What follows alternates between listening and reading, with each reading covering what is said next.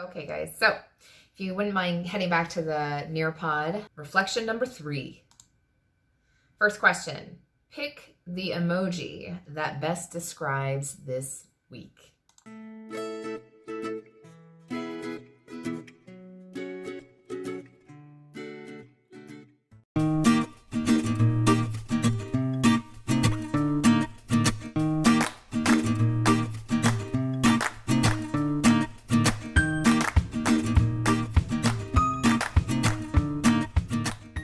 Good morning, YouTube. Long time no see. It is my first full week back from spring break. I had a really great break. I actually took a break. It's amazing when you are not able to go out that it actually forces you to relax and watch some TV and enjoy. And I did just that. So I hope you are healthy. I hope everything has been going well with your distance learning experiences with your kids. For me, it's still going fine, but I have definitely, over the last few weeks, had some difficulties with feedback strategies. This feedback process is so important. Really, it's not so much about the grades anymore, and it never really was, but I think now that cycle of teaching content and then, letting the students know whether or not they know it is such an essential part of this distance learning process, and making sure that your students feel comfortable with the material. And so today I want to talk a little bit about how I've been using some different feedback strategies, especially because I have, at least when I first started doing this, I was feeling very bogged down and just there was like a lot of paperwork and I wasn't sure how to control the flow.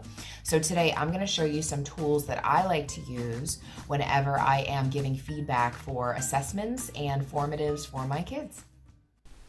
One of the easier ways I have found to give feedback to my students is by incorporating the use of video answer keys.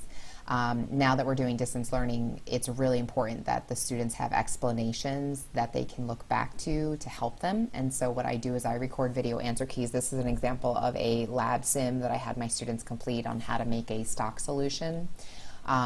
This is an example of a solubility curve worksheet, practice worksheet that I had the students do. So I'm referencing the solubility curve graph, and then I'm also simultaneously using Kami to document the answers. So as I'm documenting the answers, I'm also talking about each question individually, so I'm able to go over it with them that way.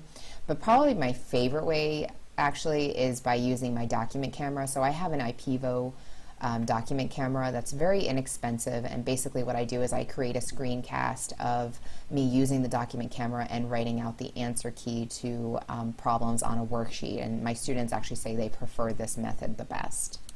The second way that I like to give feedback is by utilizing Flipgrid. So this is an example of a Flipgrid that I did with my kids for International Social and Emotional Learning Day. And they had to just answer that very simple question about what their experiences at home has been like. So I am clicking on my link to show you. So I always post on my Flipgrid boards too, but basically that was a message to my students. And so if I were a student and I was pretending to be the student here, you can reply, but then if you reply, everybody will see your comments and your feedback. So I always like to use the plus sign where it says video feedback, or alternatively, you can pick the points values from the rubric and type your comments in there. But it's really your level of comfort, but I rarely use that reply feature unless you want everybody to see it. The other thing that you could possibly use is by copying the feedback link to an email. That's another way to do it so that your students are notified that you did respond to their post. A third way that I like to provide feedback is when my students are working in a team activity. So you may be saying, wow, Karen, you're still doing group work? And yes, I am. The kids really enjoy it. There's a lot of group work that goes on in my class, so to maintain that normalcy has really helped. And the students are talking, which I think is important. We don't want them to feel very isolated. But basically what you can do is you can embed comments. So if the students are typing something, you can highlight over it and then type in some sort of comment. So that's an example of something you could do. You also are able to have a running feed of comments, so you can type more into that box. You can also call out people. So if you had, for example, the student in the document, you could type the @ sign, and then it will notify the student that you commented. Anytime you're commenting, you also have the options for linking to the comment, so like you could email it to the students if you wanted to.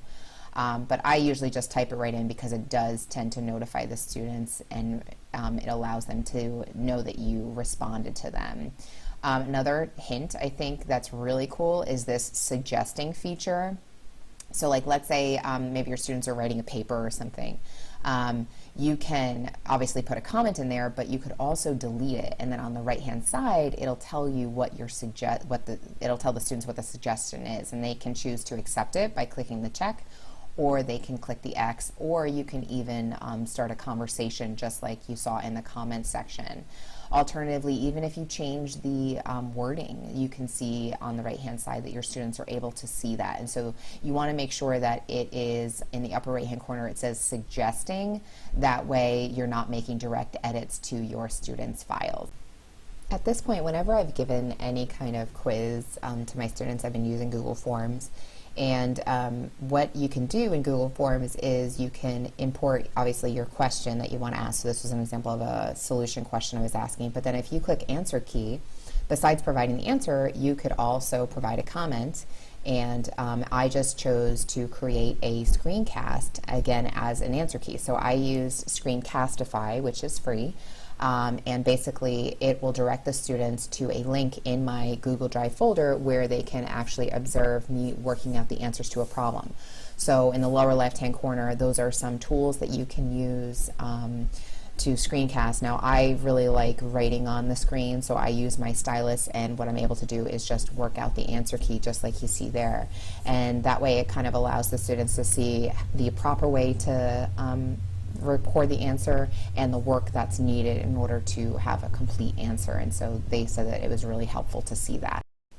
Another strategy that you could use is by using Cami. So Cami, you don't necessarily have to be on camera or anything for this. Instead, what I tend to do is I use different like text box comments. So you can highlight something and then type your comment, and your students will be able to see it. As long as they open in Cami, they'll see all those comments. As an alternative, if you're more comfortable grading by hand, you absolutely can use your stylus and make modifications and annotations and write on the screen. Again, it's really up to you. If you don't have the free version of Cami and you've actually paid for it, you can write voice comments and video comments as well. So I hope you found at least one of my feedback strategies helpful to using this in your classroom. It certainly is not a one-size-fits-all approach. I think it really depends on the norms and expectations that you've established with your students leading up to distance learning. That will predict probably the best way to give feedback to your kids.